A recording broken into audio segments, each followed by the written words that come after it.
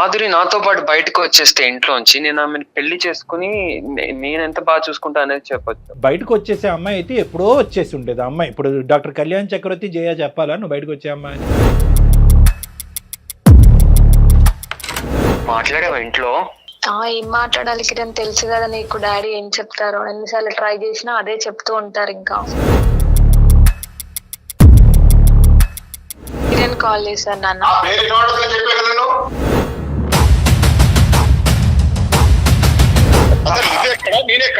అసలు నీకు నాకేమైనా పొంతన ఉందా?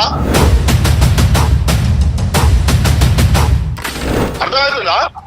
ఏం ప్రేమ పెళ్లిళ్ళు ఇవేనవి?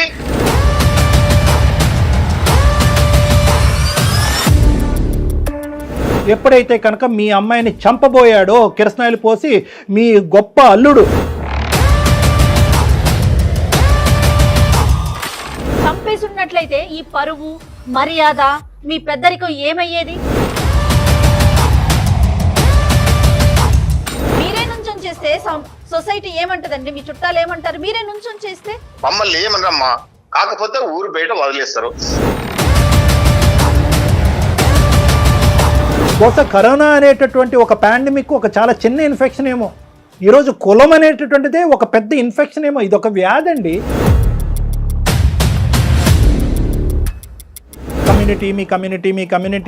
మీ కమ్యూనిటీకి శతకోటి వందనాలు.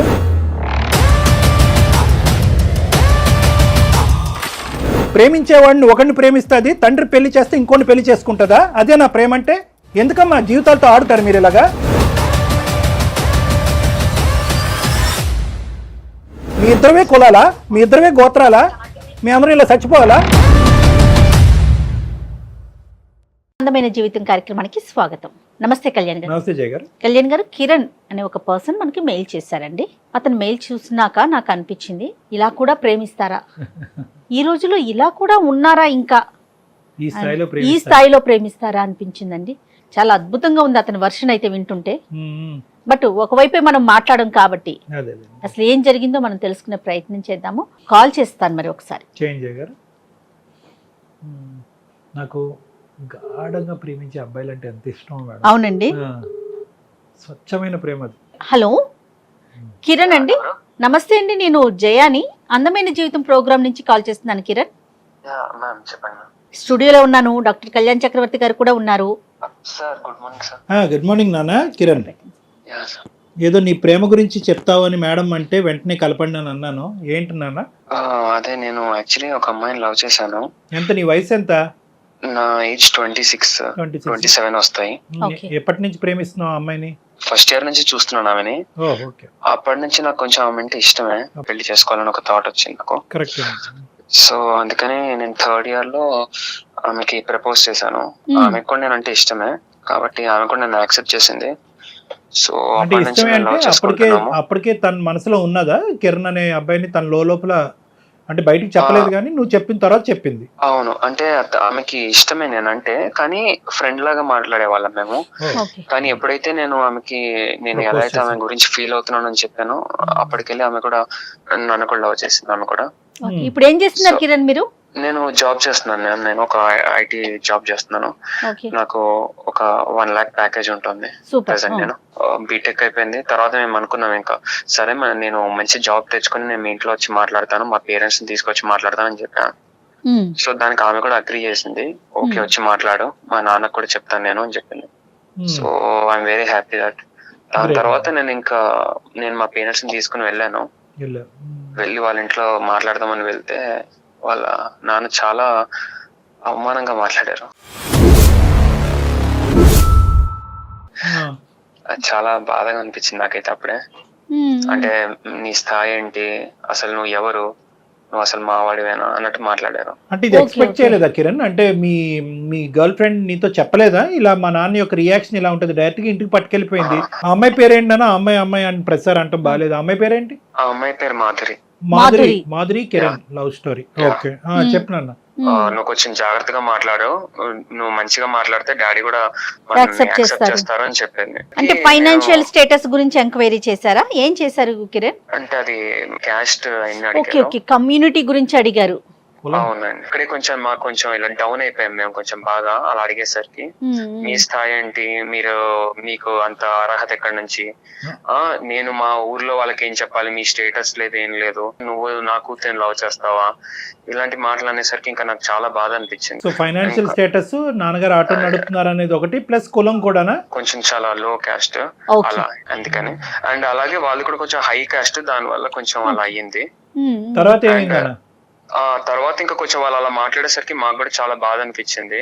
మాకు అంటే ఎవరెవరు వెళ్ళారు? నేను మా అమ్మ వెళ్ళాము, మా నాన్న రాలేదు ఆ రోజు. అమ్మ వచ్చిందా? అమ్మగారు వచ్చారు, మేమిద్దరం కలిసి వెళ్ళాము. వాళ్ళ డాడీ కొంచెం మంచి గవర్నమెంట్ జాబ్ అవుతుంది వాళ్ళ డాడీది. అండ్ వాళ్ళ మదర్ కూడా ఉన్నారు, హౌస్ వైఫ్. ఇంకా వాళ్ళ బ్రదర్ ఉన్నారు, బ్రదర్ మాత్రం ఇన్వాల్వ్ అవ్వలేదు. బ్రదర్ ఇన్వాల్వ్ కాలేదు, ఓన్లీ ఆమెనే వచ్చి మాట్లాడారు. సో మనం ప్రాక్టికల్ గా మాట్లాడుకుంటే మీ ఇద్దరి మధ్య తేడా అనేది అన్ని విషయాల్లో కొంత ఎక్కువగానే కనిపిస్తోంది, అంతేనమ్మా? అవునండి. వాళ్ళ నాన్నగారికి, మనకి కాదు, నాన్నగారి విషయంలో ఆయన దృష్టి. ఇదంతా చూసి అమ్మ చాలా అవమానం ఫీల్ అయిందనా? చాలా బాధపడ్డారు. ఇంకా నేను అప్పటికి ఇంకా ఎందుకురా మనకి ఇవన్నీ, మన స్థాయికి మనకు అవసరమా ఇవన్నీ, మన వరకు మనం చూసుకుని మన దాంట్లో ఎవరైనా ఉంటే చూసుకుంటే అయిపోతుంది అన్నారు. అంతే కదా. కానీ నేను 2 years నుంచి నేను ఏదో వాడుకుని వదిలేయడానికి అని కాదు, నేను ఏదో పెళ్లి చేసుకుని లైఫ్ లో సెటిల్ అవ్వాలని కదా నేను కూడా చేసుకున్నది. అవును, కానీ రెండు వైపుల అంగీకారం లేనప్పుడు అనవసరంగా నువ్వు తల్లిని కూడా తీసుకెళ్లి బాధపడుతున్నావు కదా. ఇక్కడ మీ అమ్మగారు ఇంత అవమానం ఎప్పుడు చూసి ఉండరు ఆవిడ జీవితంలో. నాన్నగారు ఇంకా అదృష్టం కొద్ది రాలే, కానీ నాన్నగారు కూడా ఘాటుగానే తగిలి ఉండేది. సరే, తర్వాత ఏమైందన్న? వచ్చిన తర్వాత ఏమైంది? చాలా బాధ అనిపించి ఇంకా మేము ఇంటికి వెళ్ళిపోయాము. ఇంకా మాట్లాడలేదు కొన్ని రోజులు, మేము మాట్లాడుకోలేదు. ఇంకా కొన్ని రోజులు మాట్లాడుకోకపోయినా తర్వాత చాలా రోజులు సరే ఇంకా నేను కొంచెం ఇంకా బాగా జాబ్ చేసి మాది కొంచెం, లేకపోతే నేను చూసుకోవడానికి కొంచెం ఆర్థికంగా నేను కొంచెం డబ్బులు అయినా పెంచుకుని మాట్లాడుతానని చెప్పిన. ఇంకొంచెం సెటిల్ అవ్వాలని ట్రై చేశాడా? అవును, నేను అలా ట్రై చేశాను. సో చేసే ఈ గ్యాప్ లో ఏమైందంటే మ్యారేజ్ చేసేసారు ఆమెకి. సో ఆమెకి మ్యారేజ్ అయిపోయింది. నేను చాలా అసలు అన్ఎక్స్పెక్టెడ్, అది నేను అసలు అనుకోలేదు మ్యారేజ్ అయిపోతుందని. అప్పటికి ఇంకా నేను కాల్ చేయడానికి చాలా ట్రై చేశాను. కాదు కిరణ్, తను నీతో ఏం టచ్ లోకి రాలేదా? ఇట్లా నాకు పెళ్లి సంబంధాలు రోజులు అసలు ఫోన్ స్విచ్ ఆఫ్ వచ్చింది. ఒక రోజు ముందు నాకు మెసేజ్లు కూడా వచ్చాయి కొంచెం నార్మల్ గా, ప్లీజ్ నాకు కొంచెం మెసేజ్ చేయకు, ఇంట్లో చాలా ఇబ్బందిగా ఉంది అన్నట్టు కొంచెం అలా మెసేజ్ పెట్టారు నాకు. అంతే కాదండి, ఇప్పుడు మీరు వాళ్ళ ఇంటికి వెళ్ళి మాట్లాడొచ్చిన తర్వాత మీ ఇద్దరి మధ్య ఎలాంటి కమ్యూనికేషన్ లేదా? ఉంది, కానీ మామూలుగా ఉంది. ఎలా నాతో మామూలుగా ఇలా మధు చాలా సార్లు మాట్లాడింది. కాదు, ఇంకో మ్యారేజ్ సంబంధం చూస్తున్నారా, అబ్బాయిని చేసుకోబోతున్నారు అనేది నీకు హింట్ లేదా? మాధురికి హింట్ లేదా? అసలు మాధురికే లేదా? నాకు తెలీదు, ఆమెకు కూడా తెలియదు. అది అమ్మాయి కూడా తెలియదు. మాకు సర్ప్రైజ్ గా తీసుకొచ్చారు, ప్రెషర్ పెట్టారు, పెళ్లి చేశారు. అవును, అది ఒక నెల రోజుల ముందు నుంచి మేము అసలు మాట్లాడుకోలేదు. ఆమెకు పెళ్లి అయ్యే నెల రోజుల ముందు నుంచి మేము మాట్లాడుకోలేదు అసలు. మాధురి పెళ్లి అయిన తర్వాత ఎలా ఉంది, నీతో టచ్ లో ఉందా? అది అంటే మేమిద్దరము ఎలా కలిసామంటే, మళ్ళీ ఒక ఫ్రెండ్ ఉన్నాడు మాకు, కామన్ ఫ్రెండ్. మేమిద్దరము ఆయన పెళ్లిలో కలిసాము. అసలుకి అప్పటి వరకు మీ కమ్యూనికేషన్ అంటే ఎంత గ్యాప్? అది ఎంత గ్యాప్? అది దగ్గర ఒక 8-9 months, దగ్గర ఒక 1 year అని ఉండొచ్చు. మాధురికి 1 year పెళ్లి అయిన తర్వాత మళ్ళీ మీరు కలుసుకోవటం. అవును, ఈ మధ్యలో మళ్ళీ 1 year. నీ మధ్యలోనా? మేము అసలు ఇంకా నేను పెళ్లి అయింది కాబట్టి నేను ఇంకా డిస్టర్బ్ చేయాలనుకోలేదు. ఎందుకంటే నాకు ఆమె హ్యాపీగా ఉంటుంది, వాళ్ళ నాన్న తెచ్చిన సంబంధం కదా అనుకున్నాను అలా. సో ఇంకా మేము 1 year తర్వాత కలిసాము. కలవడం కూడా ఎలా ఉందంటే తన మ్యారేజ్ లైఫ్ అసలు చాలా ఇబ్బందిగా ఉందంట. అసలు అతను వాళ్ళ కులం అతనే, అంటే వాళ్ళ తెలిసిన ఆయన వాళ్ళ, అంటే నాన్నగారు తీసుకొచ్చిన పెద్దలు నిర్ణయించిన సంబంధమే. అంతే, అవునండి. అయితే వాళ్ళే కాబట్టి ఇంకా ఆమె కూడా ఒప్పుకున్నాక చాలా బాధలు పడింది. అతను కూడా వేరే వాళ్ళతో తిరగడం, బయట వేరే అమ్మాయితో తిరగడం, ఆమెని ఇట్లా మొత్తం ఇలా ఆమె మీద కిరసనాయిలు పోసేసేవారు ఊరికే. అంటే ఇలా ఊరికే అంతేగాని అలా చంపేయడం ఏం కాలేదు. ఊరికే అలా థ్రెటనింగ్ చేయడము, లేకపోతే చాలా ఇబ్బంది పెట్టి ఆమె జుట్టు పట్టుకుని లాక్కుని వెళ్ళడం, ఆయన ఇలా చేశారంటే ఇంట్లో. చాలా సాడిస్ట్. వాళ్ళిద్దరి మధ్య గొడవలకి కారణాలు ఏంటి అంటే వాళ్ళ నాన్న చెప్పారేమో అని. ఎందుకంటే ఆమె నాకు ఇవన్నీ చెప్పలేదు క్లియర్ గా, ఎందుకు ఏంటి అనేది చెప్పలేదు. ఏంటి కారణం అంటే ఇది అవన్నీ అడక్కు, నాకు మళ్ళీ గుర్తు చేసుకోవాలని లేదు అని చెప్పింది ఆమె. ఇంకా కానీ నీదైతే కాదు కదా, అంటే నువ్వు తన జీవితంలో పాస్ట్ లో ఉన్నావు అనే ఉద్దేశంతో, అనుమానంతో ఆడి ఇలా ప్రవర్తించేవాడా? ఇంకేదో వేరే రీజన్ అయితే అయ్యి ఉండదు, ఎందుకంటే అదే అయ్యి ఉంటుంది నాకు తెలిసి. కానీ మాధురి మాత్రం నీకు తెలిసినంత వరకు పెళ్ళయిన తర్వాత నిన్ను తీసి పక్కన పెట్టిందా, లేదంటే ఇంకా తన మనసులో నువ్వే ఉన్నావా కిరణ్? ఆ తర్వాత అదే మేము పెళ్లిలో కలిసి ఇంకా మాట్లాడుకున్నాము, ఇంకా అప్పుడు వాళ్ళిద్దరు డివోర్స్ తీసేసుకున్నారు. డివోర్స్ అయిపోయింది. డివోర్స్ అయిపోయాక నేను అడిగాను, సరే నేను వచ్చి మరి మీ నాన్నతో మళ్ళీ మాట్లాడతాను, నాకు పర్వాలేదు ఏమన్నా కూడా, ఇప్పుడు నా దగ్గర నేను స్టేటస్ ఇవన్నీ అనుకుంటే కనుక నేను కొంచెం సంపాదిస్తున్నాను కదా డబ్బులు అయితే, కాబట్టి నేను వచ్చి మాట్లాడతాను అని చెప్పా. అదే ఫైనాన్షియల్ గా స్ట్రాంగ్ అయ్యాడు కదా. ఫైనాన్షియల్ గా స్ట్రాంగ్ ఒకటిని, కులగోత్రాలను నమ్మి నీకు నచ్చినటువంటి పెళ్లి ఫ్లాప్ అవుతుంది కాబట్టి లవ్ మ్యారేజ్ పెర్ఫెక్ట్ రా బాబు అని చెప్పి అతనికి ఒక ఎగ్జాంపుల్ ఇవ్వడానికి ఇతనికి అవకాశం ఉంది. అవును, కానీ అతని బుద్ధి ఎంతవరకు తర్వాత ఏమైంది? తర్వాత అయిందన్న, ఆ తర్వాత నేను మళ్ళీ వెళ్ళి కమ్యూనికేట్ అయ్యాను వాళ్ళ డాడీతో, మాట్లాడడానికి వెళ్ళాను. వెళ్ళాక వాళ్ళ నాన్నేమో మా కూతురు నేను ఇంట్లోనే పెట్టుకుంటాను, వేరే మా కులంలో ఉన్న వాళ్ళకి ఎవరికైనా ఇచ్చి పెళ్లి చేసుకుంటానేమో కానీ నీకు మాత్రం ఇవ్వను. ఈసారి అయితే మీ అమ్మనైతే తీసుకెళ్లే కదా? నేను లేదు, నేను ఒక్కనే వెళ్ళి మంచి పని చేసావు. ఇంట్లో అయినా ఉంచుకుంటాడంటే కానీ వేరే కమ్యూనిటీలో పెళ్లి చేయడట. అదేలేండి, కానీ ఇక్కడ మాధురి పాత్ర ఏంటి అన్న నాకు అర్థం కావట్లేదు. మాధురి పాత్ర ఏంటి అసలు? ప్రేమించుకోవటం అంటే కనుక ఇంక అంతేనా? వన్ సైడెడ్ సెల్ఫ్ గోలేనా? నీ గోల్ నువ్వు కొట్టుకోవటమేనా? ఆ అమ్మాయి ముందుకు రాదా? ఒకసారి అలా అయ్యింది నాన్న, నీ వల్లే అయ్యింది, నా ప్రేమించిన వాడిని దూరం పెట్టా, మళ్ళీ రెండోసారి వచ్చాడు, మళ్ళీ ఆడి మేడ చుట్టూ ఉరితాడు పెడతాం ఏంది? గట్టిగా మాట్లాడదా మాధురి? ఇంకా అంటే వాళ్ళ నాన్న అంటే చాలా ఇష్టం ఆమెకి, ఏమి ఇష్టం? చాలా బాగా మరి చూసుకున్నాడు. నువ్వంటే కాదు కిరణ్, నానంటే చాలా ఇష్టం, మరి నువ్వంటే ఏంటి? నేనంటే కూడా ఇష్టం, అందుకే వాళ్ళ నాన్న ఎట్లా కుదురుతుంది? చాలా సార్లు మరి అడిగాను. ఒప్పించుకోవాలి కదా. అన్ని ప్రాబ్లమ్స్ అన్ని ఈ కోడా దగ్గరే వస్తున్నాయి. అవ్వ కావాలి బొవ్వ కావాలంటే అవ్వదు. ఆ తీసుకొచ్చిన బొవ్వ ఎలా ఉందో అనేది ఇంతకు ముందు ఆ అమ్మాయి అసలే రుచి చూసింది, కిరసనాయలు కూడా మీద పోయించుకుంది 1-10 సార్లు. అంటే వాళ్ళ నాన్న ఎప్పుడు ఒప్పుకుని ఉండేవాడు? ఆ అమ్మాయి మీద కిరసనాయలు పోసేసి అగ్గిపొల్ల గీసేసిన తర్వాత ఒప్పుకుంటాడా? అడిగినోడు లేక. సరే, ఇప్పుడు మా దగ్గరికి ఎందుకు వచ్చావు? అంటే తనకి నేనంటే చాలా ఇష్టం, కానీ వాళ్ళ నాన్న చెప్పినట్టే విందాం అన్నట్టు ఆమె అనుకుంటోంది. అంటే వినటం అంటే ఏంటి? వాళ్ళ కమ్యూనిటీలోనే మళ్ళీ పెళ్లి చేసుకోవాలనా? ఆహా, అంటే వాళ్ళ నాన్న కన్విన్స్ చేసి ఇంట్లో ఒప్పించే పెళ్లి చేసుకుందాం మనం, పారిపోయి కాదు అన్నట్టు. సో ఇన్ని జరిగిన అంటే ఇక్కడ మనకు కనిపించేది ఏంటంటే కిరణ్, ఇన్ని సంఘటనలు ఇంత పరిస్థితి వచ్చినా కూడా ఇప్పుడు కూడా మాధురి తండ్రిని నిందించట్లేదు, తండ్రి వైపు వేలెత్తి చూపెట్టట్లేదు. ఇంకా తండ్రి చెప్పే మాట శిరసా వహిస్తాను, తండ్రి గీసిన గీత కమ్యూనిటీలో కానీ బయట నుంచి కానీ ఏదైనా తండ్రి తీసుకొచ్చిన సంబంధమే, అంతేనా? అంటే తను అంటే ఇష్టమే, తను నాతో రావడానికి ఇబ్బంది పడుతుంది. ఇంట్లో ఒప్పించే పెళ్లి చేసుకుందాం, చేసుకుంటే కూడా నన్నే చేసుకుంటాను అంటుంది. పెళ్లికి ముందు గానీ పెళ్లి తర్వాత గానీ మాధురి పాట మాధురిదే, అంతే. తండ్రి పాత్ర తండ్రిదే.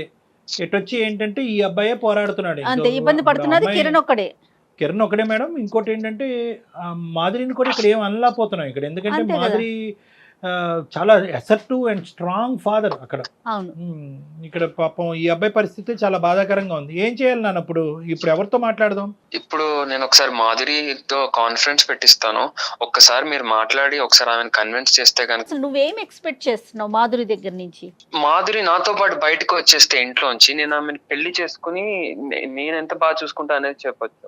ఇప్పుడు కొత్తగా ఈ ఐడియాలు మేము మాధురి బొర్రలో పెట్టలేములే కానీ అది కాదు. ఇప్పుడు బయటకు వచ్చేసే అమ్మాయి అయితే ఎప్పుడో వచ్చేసి ఉండేది అమ్మాయి. ఇప్పుడు డాక్టర్ కళ్యాణ్ చక్రవర్తి జయ చెప్పాలా నువ్వు బయటకు వచ్చే అమ్మాయిని? అలా కాదు. బేసికలీ ఏంటంటే ఆ అమ్మాయికి కొద్దిగా ఎక్కడ తండ్రిని కన్విన్స్ చేసేటటువంటి మార్గాలు ఎలా ఉంటాయి, ఏ విధంగా కన్విన్స్ చేయాలి. ఒకప్పుడు తండ్రి ఒప్పుకోకపోతే కనుక ఎటువంటి పెద్దవాళ్ళని ఇన్వాల్వ్ చేయాలి. తండ్రి కూడా రెస్పెక్ట్ ఇచ్చి తండ్రి కూడా మాట్లాడే కొంతమంది ఉంటారు కదా, ఆ వ్యక్తులను ఎలా ఇన్వాల్వ్ చేయాలి అనేది కూడా మనం మాట్లాడాలి. సో కాబట్టి ఏంటంటే నాన్న, ఫస్ట్ టైము కిరణ్ ఇంతకాలం ఓపిక పట్టాడు, చాలా గొప్ప. ఏంటి 3 సంవత్సరాల పాటు చూస్తూనే వ్యక్తపరచకుండా 3 సంవత్సరాల తర్వాత వ్యక్తపరిచి ఆ అమ్మాయి ఒప్పుకున్న తర్వాత, ఆ అమ్మాయి ఒప్పుకున్న 2 సంవత్సరాల తర్వాత తండ్రి వరకు తీసుకెళ్ళి, తండ్రి కాదు అంటే కనుక తలదించుకుని వెనక్కి వచ్చేసి ఆ అమ్మాయి మ్యారేజ్ని డిస్టర్బ్ చేయకుండా, రేపొద్దున మ్యారేజ్ డిస్టర్బ్ అయిన తర్వాత కూడా పాత కిరణ్ లాగే తండ్రిని ఒప్పించాలి అని అనుకునే ఒక మంచి కిరణ్ని ఈరోజు అందమైన జీవితం ద్వారా చెడ్డ కిరణ్ అని చెప్పించాలని మేము అనుకోవట్లే. కాబట్టి పారిపోయి వచ్చేసి లేచిపోయి ఒప్పించేసే అనేది ఈ వేదిక ద్వారా వద్దు, అది కాదు. ఎందుకంటే కనుక ఈరోజు ఆ తండ్రి చాలా గట్టి తండ్రి, చాలా మంచి తండ్రి అయినా కూడా చాలా పట్టు వదలనటువంటి విక్రమార్కుడు లాంటి తండ్రి అతను. రేపొద్దున ఈ పని చేస్తే కనుక ఆ అమ్మాయికి ఇప్పుడు చూపెట్టేది కాదు, అతను తర్వాత చూపెడతాడు ఒక విచిత్రమైన ప్రపంచం. అంతకు కూడా ఒడిగడతాడు.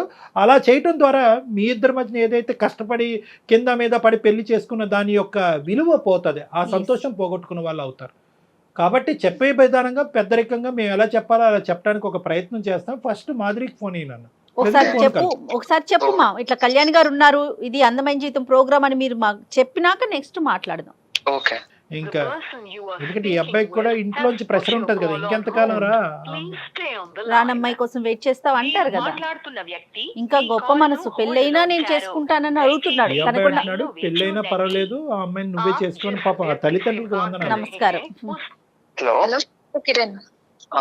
నాన్న మాట్లాడావా ఇంట్లో? ఏం మాట్లాడాలి కిరణ్, తెలుసు కదా నీకు డాడీ ఏం చెప్తారో. ఎన్నిసార్లు ట్రై చేసినా అదే చెప్తూ ఉంటారు. ఇంకా ఇంకొకసారి ట్రై చేసి కదా.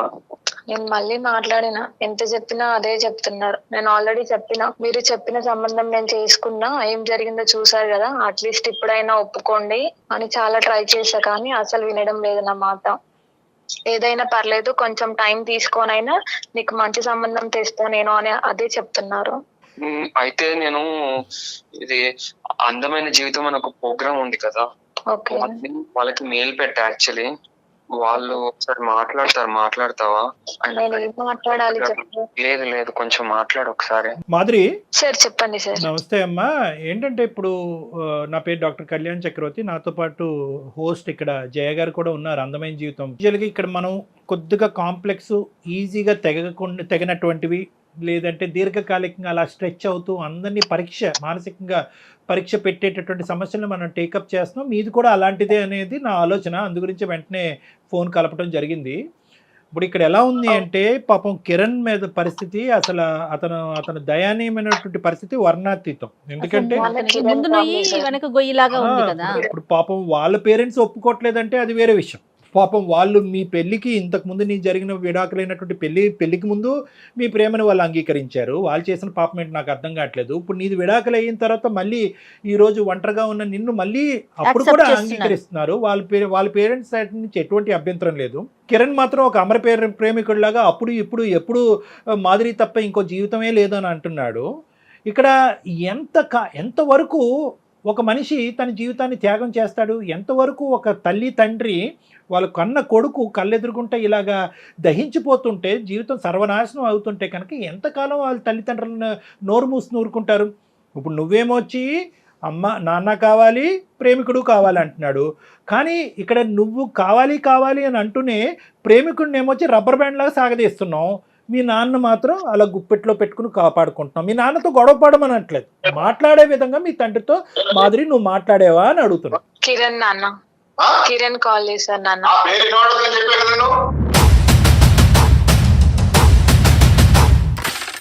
అంటే ఏదో మాట్లాడడానికి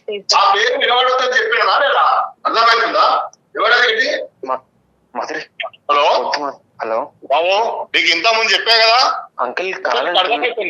ఎంత మంచి చెప్పినా నీకు అర్థం కాదా? కాదంకుల్, నాతో ప్రాబ్లం ఏంటి అంకుల్? నేను సంపాదిస్తున్నాను కూడా కదా అంకుల్. నెలకి నాకు 1,00,000 రూపాయలు వస్తాయి అంకుల్. ఎవరికి 1,00,000 రూపాయలు? అసలు నువ్వెక్కడ నేనెక్కడ? అసలు నీకు నాకేమైనా పొంతన ఉందా? అంకుల్ మీరు ఆల్రెడీ ఒక మ్యారేజ్ చేశారు కదా అంకుల్, అది చూసారు కదా ఎలా అయిందో మొత్తం పెళ్లి. అది డివోర్స్ అయిపోయింది. అతను అంతా టార్చర్ చేశాడు. నేను 2 years నుంచి లవ్ చేస్తున్నాను. కూడా పర్వాలేదు, ఇంకోటి అయినా కూడా పర్వాలేదు. నాకు నీకు చాలా చాలా దూరం ఉంది. అది నా కమ్యూనిటీ వాడైనా, నా కమ్యూనిటీ వాడు ఎవడైనా పర్లేదు నేను ఇచ్చుకుంటాను. దీనికి నీకు సంబంధం లేని విషయం. నువ్వెక్కడ నేనెక్కడ? ఇప్పుడు ఏంటి అంకుల్ ఇన్ని ఇయర్స్ ఎప్పుడు అంకుల్? అది ఎన్నేళ్ళు అయింది అంకుల్ అదంతా అయిపోయి? ఇప్పుడు ప్రెసెంట్ ఏంటి అంకుల్? అసలు లవ్ చూస్తారు అంకుల్ ఏంటి? మేము ప్రేమించుకుంటున్నాం. అది అసలు ఏంది? అసలు నీకు ఏం అర్థమవుతుంది? అసలు నేను ఎవరు అనుకుంటున్నాను ఇంతకి? నీ ఆలోచన ఏంది? నీకు ఎంత అనుభవం ఉంది? అసలు నీ కమ్యూనిటీ ఏంది, నా కమ్యూనిటీ ఏంది? అర్థమవుతుందా? ఏం ప్రేమ పెళ్లిళ్ళు ఇవేనా?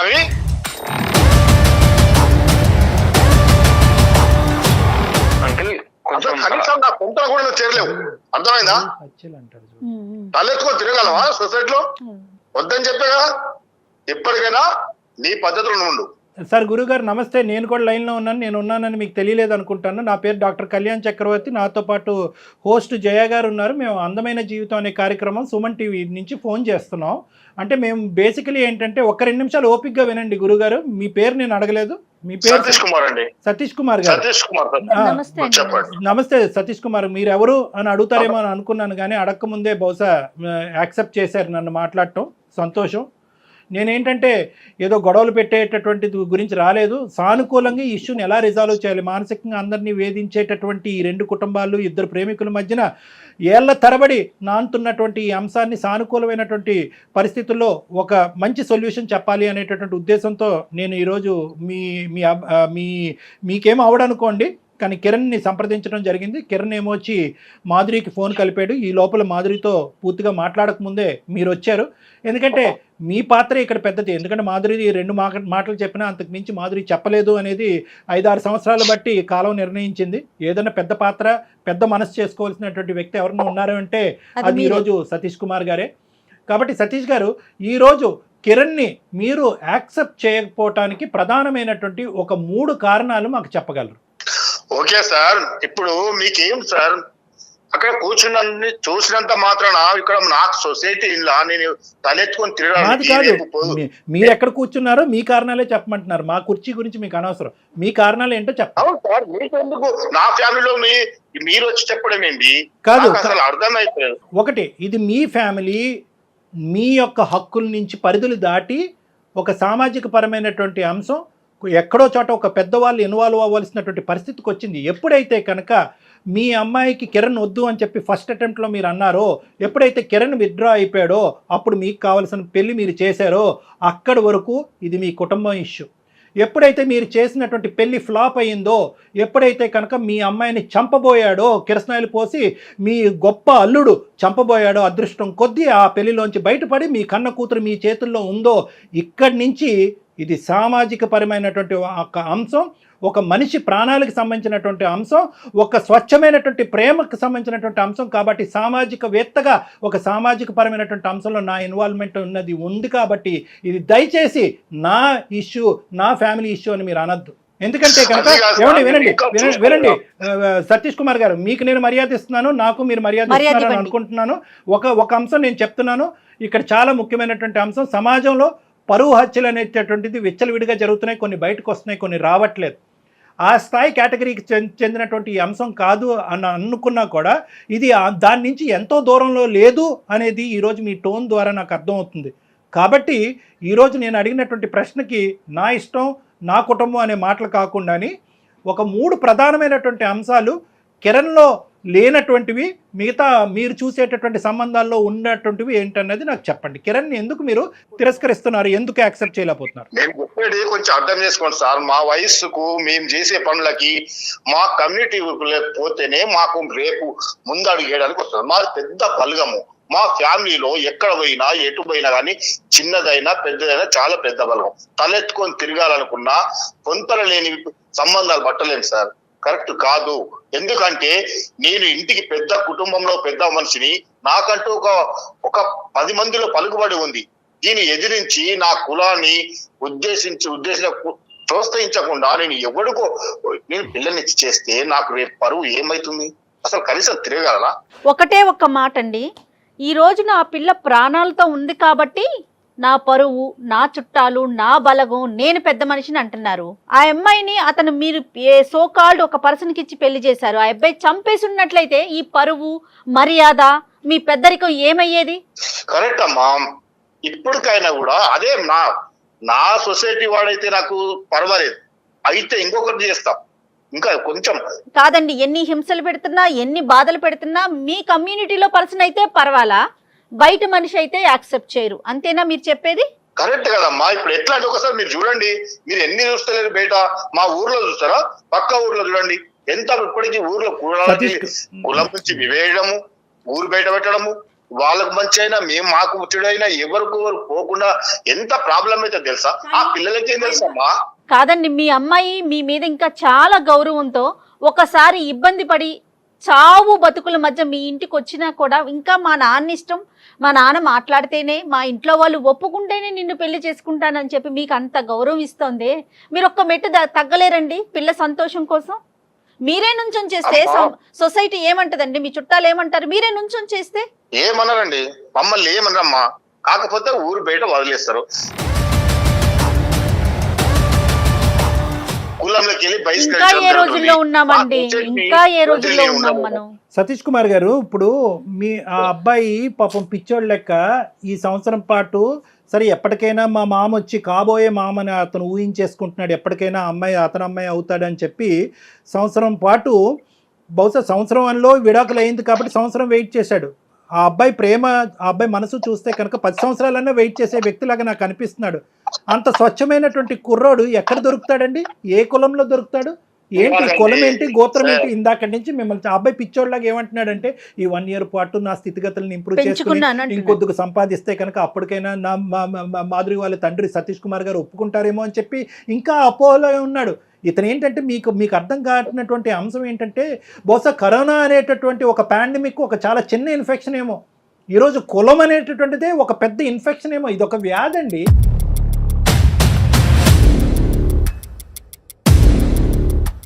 ఎందుకంటే కనుక మీ అమ్మాయి మీకు గౌరవం ఇస్తుంది, ప్రేమ ఇస్తుంది, పంచ ప్రాణాలు ఇస్తుంది. ఈరోజు మీ కళ్ళెదురుకుంటా మీ కూతురు చనిపోబోయేటటువంటి కూతురు ఈరోజు అదృష్టం కొద్దీ మీ పక్కన నిలబెడితే అది తీసి పక్కన పెట్టేసి ఈరోజు ఏమండి వచ్చినవాడు దొంగోడైనా టెర్రరిస్ట్ అయినా ఎవడైనా పర్వాలేదు, గోత్రంలో కులగోత్రం ఒకటి మ్యాచ్ అవుతే చాలు వాడిని మా అమ్మాయికి ఇచ్చి కట్టబెడతానంటే కనుక కరోనా కంటే పెద్ద వ్యాధి కాదండి ఇది. ఎంత పెద్ద ఇన్ఫెక్షన్ అండి, ఏ కులం అండి? నేను ఇందాక నుంచి ఒకే ప్రశ్న అడుగుతున్నాను. కిరణ్లో లేనటువంటి 3 అంశాలు, మీకు నచ్చనటువంటి 3 అంశాలు అంటే కనుక మీరు చెప్పినటువంటి పాట పెద్ద కులం చిన్న కులం, పెద్ద కులం చిన్న కులం, మా కులం మా పేరు, పెద్ద చిన్న ఏంటండి? ఈ చెప్పి సొసైటీలో తిరగాలంటే మా ప్రాపర్టీకి నా పేరులో ఉన్న ఆస్తులు కానీ మా పాప పేరు మీద ఆస్తులు కానీ ఒక రకంగా ఏ దాన్ని చూసుకున్నా కిరణ్ కు మాకు పొంతన లేదు. కులం కలిసింది ఇంతకుముందు నన్ను ఇంకా ఇంప్రూవ్ చేసుకుని నాకు కొంచెం మంచి తమ్ముడు నువ్వు ఎంత కష్టపడినా, నువ్వు ఎంత ఇంప్రూవ్ చేసుకున్నా నీ కులాన్ని మార్చుకోలేగా. ఆ పెద్ద మనిషికి కనిపించేటటువంటి ఒకే ఏంటంటే కులం. నువ్వేమనుకుంటున్నావు అంటే కనుక మిగతా అంశాల్లో నేను పెరుగుతూ పెద్ద అయ్యితే కనుక ఇతను ఒప్పుకుంటాడేమో అనుకుంటున్నావు. కాదు, ఆ పెద్ద మనిషికి కనిపించేటటువంటి ఒకటే అంశం ఏంటంటే అది మనిషి ప్రాణాల కంటే ఎక్కువగా చూసేటటువంటి ఒక అంశం ఏంటంటే కులం. ఆ కులం అనేటటువంటి వ్యాధి, ఆ కులం అనే వ్యసనం ఇతను మనసులోంచి తీస్తే గానీ మాధురి నువ్వు ఒకరెవరు. అది సాధ్యమా కిరణ్? నా బిడ్డ అంటే నాకు ప్రేమ లేదా సార్? నా బిడ్డ అంటే కనీసం చిన్నప్పటి నుంచి ఎంత గౌరవంగా పెంచాలో తెలుసా? ఆమె ఏడ పాదం పెడితే మట్టెడుతాను ప్రేమతో పెంచుకున్నా. కానీ నా బిడ్డ ఈ రోజు సార్ నేను కూడా అలాగే చూసుకుంటాను, నేను కూడా ప్రేమగానే చూసుకుంటాను సార్. నీవు చూసుకున్నా కాదు, ఇప్పుడు నా బిడ్డకు జరిగిందని మళ్ళీ చెయ్యకుండా మళ్ళీ ఇప్పుడైనా నా కమ్యూనిటీ వాడై ఉండాలి. చాలా ఎక్కువ మాట్లాడారు మా సతీష్ కుమార్ గారు. మీరు మీ కమ్యూనిటీకి శతకోటి వందనాలు. మీలాగా ఆలోచించేటటువంటి వాళ్ళందరికీ ఇంకో శతకోటి వందనాలు.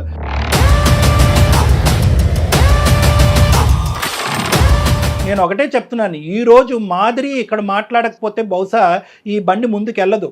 నిజంగా మాధురికి ఇప్పుడు డిసైడ్ చేసుకోవాలన్నటువంటి సందిగ్ధ పరిస్థితి వచ్చింది. తండ్రి కూతుర్ల మధ్యన గొడవ పెట్టేటటువంటి ఉద్దేశం డాక్టర్ కళ్యాణ్ చక్రవర్తికి, సుమన్ టీవీకి లేదు. కానీ మీరు ఇంత మూర్ఖత్వంగా, ఇంత మొండిగా వ్యవహరిస్తుంటే కనుక ఖచ్చితంగా మాధురిలో ఒక ఆలోచనని తట్టి లేపవలసినటువంటి పరిస్థితి వచ్చింది. ఇప్పుడు ఈరోజు మాధురి ప్రేమ అంటుంది, అవ్వ కావాలి బువ్వ కావాలి అంటుంది. కానీ ఇక్కడ బువ్వ అనేటటువంటి తండ్రి, చిన్నప్పటి నుంచి బువ్వ పెట్టినటువంటి ఒక తండ్రి ఈరోజు లాజిక్ లేకుండా మాట్లాడుతున్నాడు. తన పట్టినటువంటి కుందేలకు 3 కాళ్ళు అన్నట్టుగా మాట్లాడుతున్నాడు.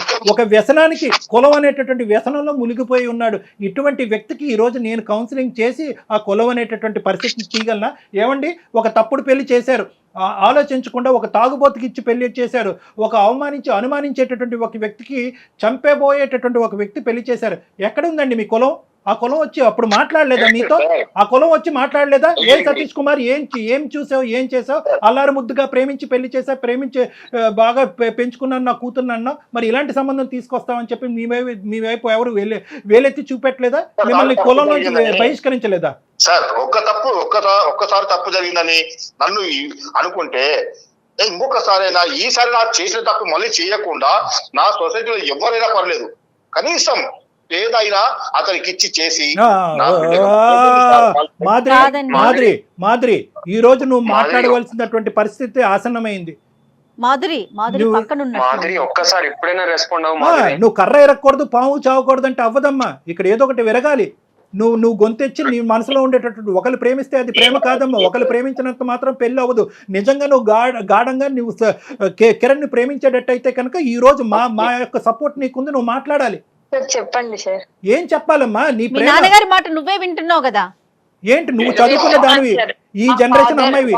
స్టార్టింగ్ నుంచి అదే చెప్తున్నారు. ఎప్పుడైతే మా లవ్ గురించి ఇంట్లో చెప్పామో అప్పటి నుంచి ఇదే చెప్తున్నారు. అయితే కిరణ్ ని గెట్ లాస్ట్ అని చెప్పు. కిరణ్ గెట్ లాస్ట్ అని చెప్పమ్మా. అతను బతుకుతాడు. ఎందుకు కిరణ్ ఇలా ఎండగడుతున్నావు? తాళ్ళ మీద వేసి బట్టలు ఉతికినట్టు ఉతికారు, అవమానించవలసిందంతా అవమానించారు. వాళ్ళు దిక్కులేనటువంటి పరిస్థితి తీసుకొస్తున్నారు. ఆ అబ్బాయి పెళ్లి చేసుకోకుండా తడిగొట్ట కట్టుకుని అలా కూర్చున్నాడు. పొమ్మను ఎందుకు నానబడుతున్నావు? పెట్టాను సార్. ఆయన ట్రై చేసి నేను చాలా సార్లు చెప్పాను, మా ఇంటికి రాకు, నిన్ను చాలా అవమానిస్తున్నారు, అది నాకు నచ్చట్లేదు. అయినా కిరణ్ వినట్లేదు. కిరణ్ వినట్లే కాదు, మాదిరి మనసాక్షి ఏం చెప్తుంది? ప్రేమించేవాడిని ఒకరిని ప్రేమిస్తుంది, తండ్రి పెళ్లి చేస్తే ఇంకోటి పెళ్లి చేసుకుంటుందా? అదే నా ప్రేమ అంటే? ఎందుకమ్మా జీవితాలతో ఆడుతారు మీరు ఇలాగా? నిజంగా మీ నాన్న ఇంత కర్కోటమైనటువంటి మనిషి అయితే కనుక అసలు ప్రేమ అనే లూప్లోకి ఎందుకు దించావు ఆ కుర్రోడ్ని? నీకు తెలీదా మీ నాన్న యొక్క వ్యక్తిత్వం?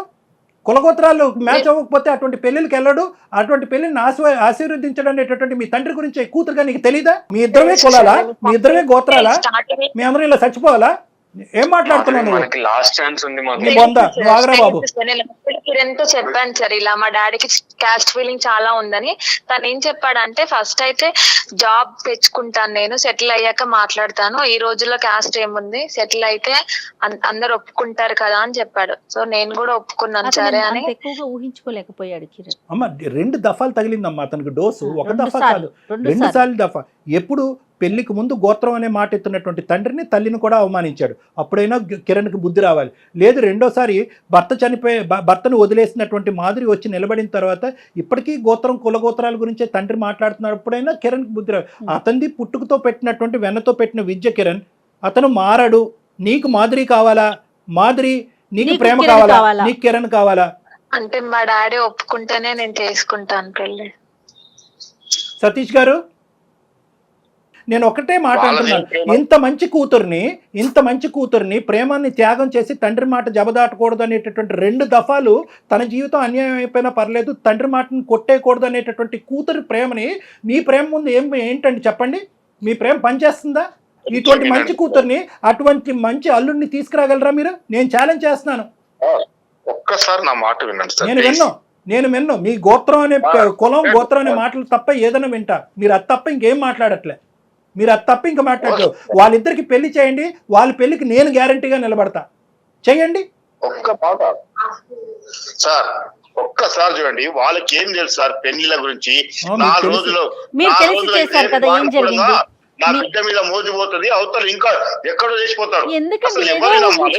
వీళ్ళ గురించి నేను పబ్లిక్ లో తిరగకుండా, నేను దూరంగా ఉండడము, నా అన్నదమ్ముళ్ళు బలగము ఎప్పుడు నా ఇంటికి రాకపోవడం. 100 మందిని తీసుకురండి సార్. ఏమండి సతీష్ కుమార్ గారు, 100 మందిని తేండి. సో కాల్డ్ బలగం అంటున్నారు కదా, బలగాన్ని తీసుకురండి. ఆ బలగం అందరితో నేను మాట్లాడతా.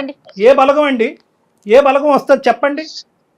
మీరెందుకు తలెత్తుకుని తిరగలేనంత పాపం పని మీరు ఏం చేశారు ఈ కాలంలో? మీరు ఇంకా ఏడా సార్, మీరు ఒక్కసారి మా ఊరి పొలిమరలో కూడా కనీసం మాకు పొంతన లేని మనిషితో నేను ఎట్లా చేసి ఉండగలను సార్ పెళ్లి? కాదు సార్, ఒకటే సతీష్ గారు, మీరు ఒకటే చెప్తా. మీరు ఇంత లోతుగా మీ వేరులతో పాటు ఈ ఆలోచన శైలి దిగబడింది. చూడండి, వాడు వదిలేసి వెళ్ళిపోతే, వాడు మోజు తీరిపోతే అంటే కనుక మీరు ఇవన్నీ ఈ కాకమ్మ కబుర్లన్నీ మాకు చెప్పొద్దు. ఎందుకంటే కనుక మీరు ఏ ముక్కు మొహం తెలియని వాడు కేవలం కులం మ్యాచ్ అయిందని తీసుకొచ్చి పక్కన కూర్చోపెట్టేవాడు కంటే 6 సంవత్సరాల పాటు లవ్ చేసి ఒక భగ్న ప్రేమికుడిలాగా అలా కూర్చుని అన్ని జీవితంలో అన్ని వదులుకుని వాళ్ళ కుటుంబాన్ని తల్లిదండ్రుల యొక్క ఆశలు కోరికలు కూడా త్యాగం చేసినటువంటి కిరణ్తో మీరు తీసుకొచ్చే ఏ సంబంధాన్ని కూడా మీరు పోల్చలేరు. Full stop. మీరు మీ తరపున ఎవరైతే 3 4 5 పెద్ద మనుషులు ఉంటారో రండి నా దగ్గర, మీ అన్నదమ్ములు రండి. మీరు ఎవరో గౌరవించేటటువంటి మీ కులం ఎవరో 2 3 పెద్దలు ఉంటారు కదా. అసలు ఇక్కడ జరిగేటటువంటి వాస్తవ పరిస్థితి అసలు కిరణ్ ఎవరు, కిరణ్ ఎంత మంచివాడు, ఎంత గొప్పవాడు అనేటటువంటిది ఇప్పుడుకొచ్చి మీరు ఆ పెద్ద మనుషులకి ఎవరికి చెప్పలేదు అనేది నాది గ్యారంటీ. మీరు ఎవరికి చెప్పలే. వాళ్ళు గోత్రం కులం అంటున్నారు, మీరు అది నమ్ముతున్నారు. కాబట్టి ఎవరైతే ఒక 4 5 పెద్ద మనుషులు తీసుకుని నా దగ్గర రండి. మీరు రండి నా దగ్గర, మనం కూర్చుందాం. కిరణ్ కూడా పిలిపిద్దాం, మాధురిని కూడా కూర్చోబెడదాం, మనందరం కూర్చుని మాట్లాడుకుందాం. అంతేగాని దయచేసి ఈ ప్రేమని ఇలా తొక్కేయద్దు. ఇది నా విన్నపం. 2 చేతులు ఎత్తి దండం పెడుతున్నా. సతీష్ గారు, డాక్టర్ గారు ఏం చెప్తున్నారు ఒకసారి ఆలకించండి దయచేసి. చెప్పట్లేదు, వేదన. నలుగురు అన్నదమ్ములు కలిసి వచ్చినప్పుడు వాళ్ళు ఒప్పించండి, మీరు అన్నట్టుగానే గ్రాండ్ గా పెళ్లి చేసేద్దాం.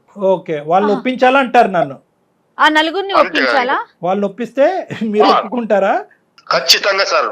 ఓకే, ఆ నలుగురిలో ఎవరు ఒప్పుకున్నా నేను మీ ముందే గ్రాండ్ గా పెళ్లి చేసి నేను ప్రపోజ్ చేసిందే కాబట్టి నేను యాక్సెప్ట్ చేస్తాను. అదే నాకు అభ్యంతరం లేదు. కానీ ఇక్కడ ముఖ్యంగా కిరణ్ నీకు చెప్తున్నాను. కిరణ్ ఇక్కడ, హలో కిరణ్ సార్ చెప్పండి సార్. దేనికన్నా ఒక హద్దు ఉంటుంది, అర్థమైందా? అలాగే ప్రేమకి త్యాగానికి కూడా ఒక హద్దు ఉంటుంది. దయచేసి అర్థం చేసుకో. ఏం మాధురి, నువ్వేమంటే మీ నాన్నగారు ఒక కండిషన్ పెట్టారు, దానికి డాక్టర్ గారు ఓకే అన్నారు. ఎందుకంటే మీ ఇద్దరిని కలపాలన్న సదుద్దేశంతో. నీ పాత్ర ఇక్కడ చాలా గట్టిగా ఉందమ్మా. ఓకే మేడం, నాకు కూడా ఇష్టమే. అంటే ఇన్ని రోజులు డాడీ అసలు కిరణ్ పేరు ఎత్తితేనే చాలా చిరాకు పడేవాళ్ళు. ఇప్పుడు సార్ చెప్పాక అట్లీస్ట్ ఈ మెట్టైనా దిగారు కదా, నాకు కొంచెం హోప్స్ ఉన్నాయండి. ఇప్పుడు మీరు వాళ్ళని కూడా ఒప్పిస్తారు, మా పెళ్లి జరిపిస్తారని కొంచెం నమ్ముతున్నాను. Thank you so much madam. చూద్దాం, మా వంతు ప్రయత్నం మేము చేస్తాం. మీరు రెండు వైపులు ప్రతి కేసులో నేను చెప్తాను కదా, 2 ద్వారాలు తీసి ఉంచండి. అంటే ఏంటంటే కనుక వాళ్ళు ఒప్పుకుంటే ఏంటి, ఒప్పుకోకపోతేనేంటి, 2వ ఆప్షన్ కూడా మీరు ఓపెన్ గా పెట్టుకోండి. ఓకేనా? మిగతావన్నీ మనం కలిసి మాట్లాడుకుందాం. ఓకేనా? ఓకే కిరణ్. సతీష్ గారు ఉంటామండి. నమస్తే.